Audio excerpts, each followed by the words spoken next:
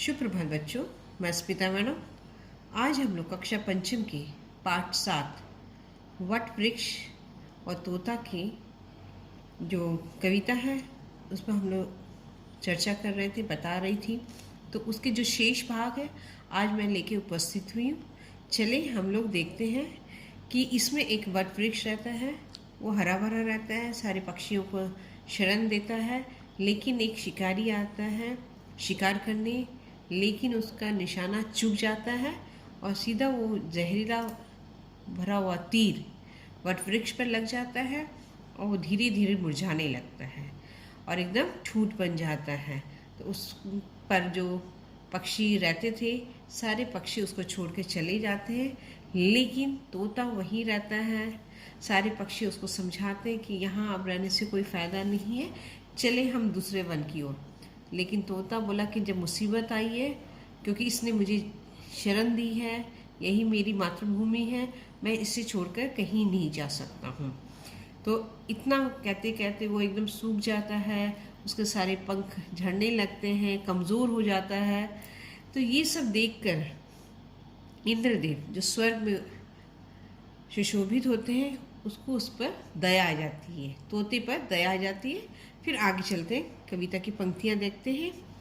इंद्र देवता कोटर में तोते से आकर यूं बोले, सब पक्षी उड़ गए यहाँ से तुमने पंख न खोले। रहने लायक हरे वृक्ष कितने हैं देखो वन में, सूख गया वट वृक्ष गिरेगा सोच रहे क्या मन में। तो इंद्रदेव आके तोते से कहते हैं कि सारे पक्षी तो यहाँ से उड़ गए हैं, तुम क्यों नहीं यहाँ से जा रहे हो। मतलब पंख खोलना यानी उड़ना, तुम भी छोड़कर यहाँ से जा सकते हो, क्योंकि वन में तो और हरे भरे वृक्ष हैं, जाके देखो, तुम वहाँ पर अपना बसेरा बचा लो। ये अब सूख गया है, ये जो वट वृक्ष है सूख चुका है, कब गिर जाएगा पता नहीं। तो तुम क्यों सोच रहे हो यहाँ रहकर तुम अपनी जान क्यों गंवा रहे हो। तो ये आगे वाली पंक्तियाँ देखते हैं। जीवित भी मुर्दा जैसे तुम अपना समय बिताते, इसे छोड़कर हरियाले वन में बोलो क्यों नहीं जाते। तोता बोला, इंद्रदेव मैंने कोटर में जन्म लिया, वट के फल खाए हैं, इसने रक्षा की सम्मान दिया। तो इंद्रदेव कहते हैं तुम तो जीवित हो लेकिन मुर्दे की तरह, यानी कि तुमने खाना पीना छोड़ दिया है, सारे पंख तुम्हारे सूख चुके हैं, एकदम मुर्दे के समान तुम अपना समय व्यतीत कर रहे हो।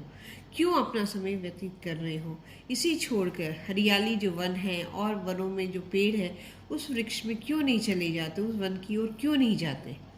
तब तोता बोलता है, इंद्रदेव मैंने इस कोटर में जन्म लिया है, यानी इस कोटर में मैंने जन्म लिया है, ये मेरी मातृभूमि है, इसी वट वृक्ष से मैंने फल भी खाए हैं और इसने हर मौसम में मेरी रक्षा की है, मेरा सम्मान दिया है, तो मैं इसे कैसे छोड़कर जा सकता हूँ। तो बच्चों आगे वाली पंक्ति देखते हैं। फिर क्या कहता है, बुरे दिनों में मैं इसे त्याग दूँ, देव माँ दुख दोगे, मैंने जीवन भर सच कहता इसके ही सुख भोगे, सुख संपत्ति के साथी विपदा आए करे किनारा। देवराज अब स्वयं बताओ क्या कर्तव्य हमारा। तो कहने का तात्पर्य है, तोता बोलता जब बुरा दिन आया तो मैं इसे त्याग दूँ, इसे छोड़ दूँ, तो देव महा दुख हो दोगे, उसके बाद आप बोलिएगा। और सचवर वो कहता है जीवन भर सच कहता इसके ही सुख भोगेंगे। कहने का तात्पर्य है कि जब सुख संपत्ति रहते हैं उसके साथी बहुत हो जाते हैं, लेकिन जब कष्ट आता है, दुख आता है, सब उसे छोड़ के किनारा हो जाता है। तो सबने इसके साथ भी वही कार्य किया, वट वृक्ष के साथ भी, कि जब दुख आया तो सब छोड़ के चले गए, और जब हरा भरा था तो सारे पक्षी इसके आसपास रहते थे, मंडराते थे, अपना घोंसला बनाते थे। देवराज से वो प्रश्न पूछता तोता कि आप स्वयं बताओ मेरा क्या कर्तव्य है, मैं भी इसे छोड़ के चला जाता, सब तो चले गए। तो आगे क्या होता है देखिए बच्चों। इंद्र हुए खुश बोले प्रिय, जो मांगो वरदान मिलेगा। तोता बोला, देव कृपा करके हरा भरा ये छूट खिलेगा। तथास्तु कहकर देवराज फिर दिए कहीं कहीं दिखाई, टूट गए वट वृक्ष पर कैसे हरियाली लौट आए। तो इंद्रदेव बहुत खुश हो गए कि सच में ये हमारी दुनिया की परंपरा ही है, जब दुख आता है तो सारे इंसान छोड़ के चले जाते हैं, पशु पक्षी जो भी है, लेकिन तोता उस बुरे वक्त में उसने वट वृक्ष की उसका साथ दिया, उसे छोड़ा नहीं, खुद अपने आप को तकलीफ देता रहा। तो ये देखकर इंद्रदेव बहुत खुश हो जाते हैं और उससे कहते बोलो कोई वरदान मांगो। तो लेकिन तोता ने अपने लिए नहीं, इस वट वृक्ष के लिए उसने कहा कि इसे फिर से आप हरा भरा कर दीजिए। वो अपने लिए नहीं मांगा, उसने फिर वही वट वृक्ष लिखा और इंद्रदेव ने उसे तथास्तु कहा। तथास्तु यानी कि जो तुम जानना चाहते हो कह के फिर इंद्रदेव वहीं से चले जाते हैं और धीरे धीरे ये जो ठूंठ हुआ और सूखा हुआ वट वृक्ष धीरे धीरे हरियाली के रूप में लौटने लगा।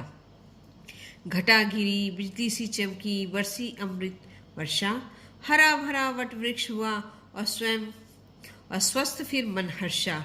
जननी मातृभूमि की खातिर कितना मन बलिदानी, मन प्राणों में जागी रहे तोते की ये अमर कहानी।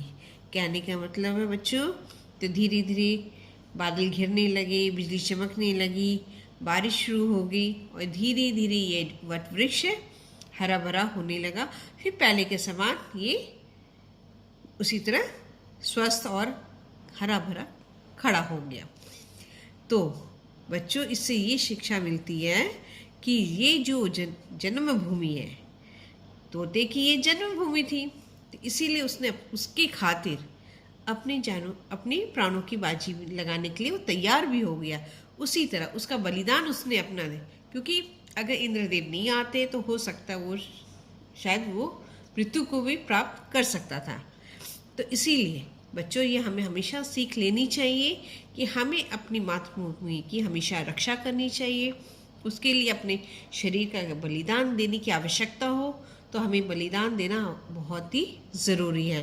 तो ये तोते की ये जो अमर कहानी है हमेशा याद रहेगी, दिलाती रहेगी कि किस तरह हमें अपनी मातृभूमि का साथ नहीं छोड़ना चाहिए।